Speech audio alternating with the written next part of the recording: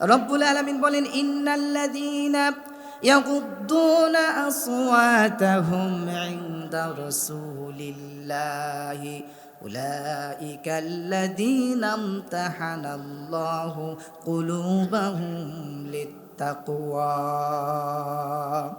ইন্নাল্লাযীনা, নিশ্চয় যারা ইয়াগুদ্দুনা আসওয়াতাহুম, নবীর সামনে তাদের কণ্ঠকে নিচু রাখে, ইনদা রাসূলিল্লাহ, রাসূলের সামনে, আল্লাহ রাব্বুল আলামিন তাদের অন্তরের মধ্যে তাকওয়া দিবেন, তাদেরকে পরিশুদ্ধ করে দিবেন। জোরে বলেন সুবহানাল্লাহ। উলাইকাল্লাযীনা ইমতাহানাল্লাহু ফি কুলুবিহিম, তাদের পরিশুদ্ধ করে দিবেন, চেঞ্জ করে দিবেন, যারা আদবের সঙ্গে কথা বলবেন।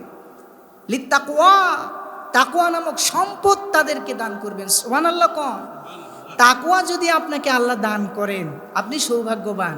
তাকওয়া নামক সম্পদ যদি আপনি পেয়ে যান, আল্লাহ পাক আপনাকে ক্ষমা করে দেবেন ইনশাআল্লাহ। এই তাকওয়া আপনাকে জান্নাত পর্যন্ত নিয়ে যাবে। আল্লাহ বললেন, লাহুম মাগফিরাতুন ওয়া আজরুন আযীম।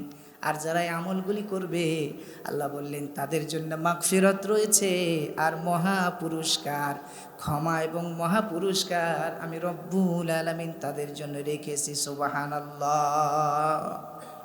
এই আয়াতের শিক্ষার পর থেকে হযরত আবু বকর, উমর সহ সাহাবায়ে তোবাকা বোঝে না, নির্বোধ। ও চিল্লানি দিয়ে খুব গরম দেখায়, এই করব সেই করব, মেরে দিব। ও মনে করে হ্যাঁ আমার পাওয়ার আছে রে। কিন্তু আর এক ভাই, মুমিন ভাই, একটা মুস্কি হাসি দেয়, আর কিছু কয় না, একটা মুস্কি হাসি দেয়। কিন্তু ওই মুস্কি হাসির মধ্যেই শাসন আছে, ঠিক কিনা বলেন? ওই মুস্কি হাসি দিয়া যেই যেই কথা বলল, সেই মুস্কি হাসি তাকে বিজয়ী বানাইলো, ঠিক কিনা বলেন? এক সময় ও পরে চিন্তা করবে যে হায় রে, আমি কত খারাপ না ব্যবহার করলাম, ও শুধু মুস্কি হাসি দিল, ব্যাপার কি? পরে চিন্তা করে দেখবে যে আমি তো অপরাধী, আবার আমি গরম দেখালাম, এটা ঠিক হয় নাই। পরবর্তীতে সে নিজে নিজেই শুধরে যাবে ইনশাআল্লাহ। প্রিয় ভাইরা, এই জন্য ব্যবহার ভালো করতে হবে, ব্যবহার ভালো করার বিকল্প না। হাদিস শরীফের মধ্যে এসেছে, আত-তাওয়াদু মিনাল ঈমান, নবীজি বলেছেন বিনয় হচ্ছে ঈমানের অংশ। যে মানুষের মধ্যে বিনয় থাকবে, ভদ্রতা থাকবে, মনে করে নিবা ওই মানুষের মধ্যে ঈমান বিদ্যমান আছে। সুবহানাল্লাহ। রব্বুল আলামিন বলেন, ইন্নাল্লাযীনা ইউনাদুনাকা মিন ওয়ারাইল হুজুরাতি আকসারুহুম লা ইয়াকিলুন। ইন্নাল্লাযীনা, যারা ইউনাদুনাকা, তোমাকে ডাকছিল, আহ্বান করছিল, মিন ওয়ারাইল হুজুরাত, কক্ষের বাইরে থেকে, ঘরের বাইরে থেকে। মানে যে বনু তামিম গোত্রের কিছু লোকজন এসেছিল, আসার পর নবীকে বাইরে থেকে, ঘরের বাইরে থেকে জোরে জোরে ডাকছে, জোরে জোরে। তো এটা তো ডাকার সিস্টেম না। ডাকার সিস্টেম কোরআন সুন্নাহ শিখায়, আস্তে করে দরজা গিয়ে আসসালামু আলাইকুম, আসসালামু আলাইকুম, আসসালামু আলাইকুম। আওয়াজ নেই, ফারজিউ, ফিরে যাও, অনুমতি নাই। আপনি সালামের উত্তর না পেয়ে দরজা খুলে ঢুকে যাবেন না, ফিরে চলে যা, আবার আসেন পরে। এটাই শিক্ষা। কিন্তু তারা বুঝে না, এমনভাবে নবীজিকে ডাকলেন, আল্লাহ পাক এই জন্য বললেন মিন ওয়ারাইল হুজুরাতি আকসারুহুম লা ইয়াকিলুন। ও নবী, আপনার বাড়ির পাশে এসে যারা ডাকাডাকি করছিল, লা ইয়াকিলুন, তারা অধিকাংশ লোকজনেরাই জানে না, বোঝে না, নির্বোধ। না বোঝার কারণে আপনাকে এইভাবে ডাকছে। তাহলে আমরা ডাকা শিখে গেলাম, বাড়িতে গিয়ে চিল্লাচিল্লি করা যাবে না, এটা ভদ্র মানুষের আচরণ হতে পারে না। সুন্দরভাবে সালাম দিয়া, অনুমতি নিয়ে তারপরে বাড়িতে যেতে হবে, তাছাড়া বাড়িতে যাওয়া যাবে না। তাফসিরে তাবারিতে এটিকে অশোভন আচরণ বলা হয়েছে।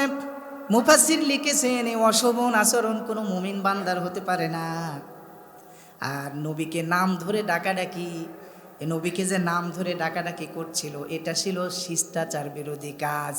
ইয়া মুহাম্মদ, ইয়া মুহাম্মদ, এভাবে ডাকাডাকি করছিলেন, এটা শিষ্টাচারের মধ্যে পড়ে না। আল্লাহ পাক এটা কোরআনের আয়াত নাজিল করে শিক্ষা দিলেন যে ভদ্রতার সঙ্গে সুন্দর করে ডাকতে হবে মানুষকে। হযরত আনাস রাদিয়াল্লাহু তাআলা আনহু তিনি বলেন, বেদুইনরা ঘরের বাইরে ডাক দিয়ে দাঁড়িয়ে ডাকছিল, মুহাম্মদ মুহাম্মদ ইয়া মুহাম্মদ বলে। তখন আল্লাহ রব্বুল আলামিন এই আয়াতখানা নাজিল করে দিলেন, সুবহানাল্লাহ।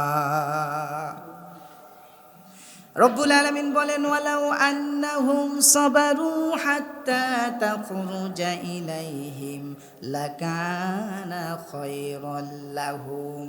ওয়ালাউ আন্নাহুম সাবারু, যদি তারা ধৈর্য ধারণ করত, হাত্তা ততক্ষণ পর্যন্ত, তাখরুজা ইলাইহিম আপনি যতক্ষণ পর্যন্ত না বের হচ্ছেন, কারণ নবীজি দাওয়াতি কাজ করে এসেছেন, আসার পরে একটু আরাম ফরমাচ্ছিলেন ঘরের মধ্যে, এসে কিছুক্ষণ পরে ওরা ডাকাডাকি শুরু করে দিয়েছিল। আল্লাহ এই জন্য বলছে, ও নবী আপনি ক্লান্ত শ্রান্ত ছিলেন, এটা আমি জানি, তারা কিন্তু জানে না। তারা যদি ধৈর্য ধরে একটু অপেক্ষা করতো, ইলাইহিম লাকানা খায়রাল লাহুম, তাহলে তাদের জন্য কতই না ভালো হতো। আল্লাহু গফুরুর রহিম।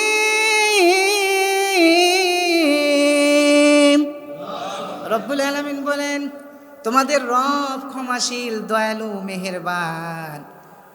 তারা যদি উত্তম কাজ করত, অপেক্ষা করত, তাহলে তাদের জন্য কতই না ভালো হতো। সুবহানাল্লাহ।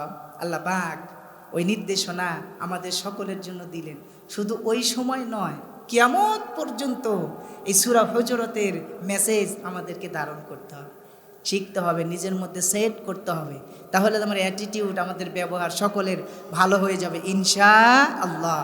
প্রিয় মুসল্লিবৃন্দ, সূরা হুজুরাতের প্রথম 5 আয়াত থেকে মুসলিম সমাজের জন্য মেসেজ হচ্ছে শিষ্টাচার, ধৈর্য এবং বিনয়ের শিক্ষা।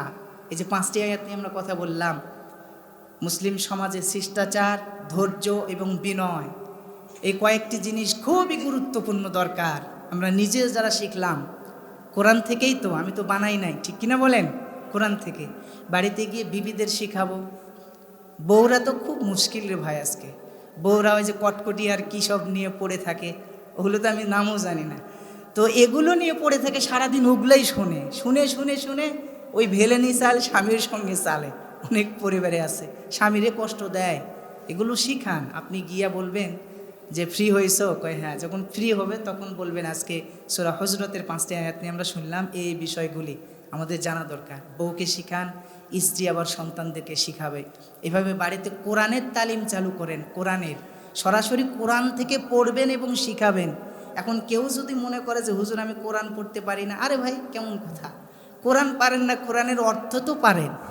অর্থ পড়ে পড়ে সরাসরি কোরআন থেকে শোনান। যদি না বুঝেন ওলামা হযরতের কাছে গিয়ে বুঝায় নেন, যে আয়াতের অর্থ আমি বুঝতেছি না, একটু দয়া করে বুঝায় দেন। এভাবে কোরআন থেকে যখন শোনাবেন সরাসরি, তখন তাদের সরাসরি আচর করবে, তারা চেঞ্জ হয়ে যাবে ইনশাআল্লাহ। প্রিয় মুসলিম কেরাম, আজকের সমাজের মধ্যে অন্যায়, অনাচার, অত্যাচার, জুলুম, খুন, গুম, এগুলো হওয়ার একটাই কারণ যে আমরা কোরআন থেকে অনেক দূরে, ঠিক কিনা?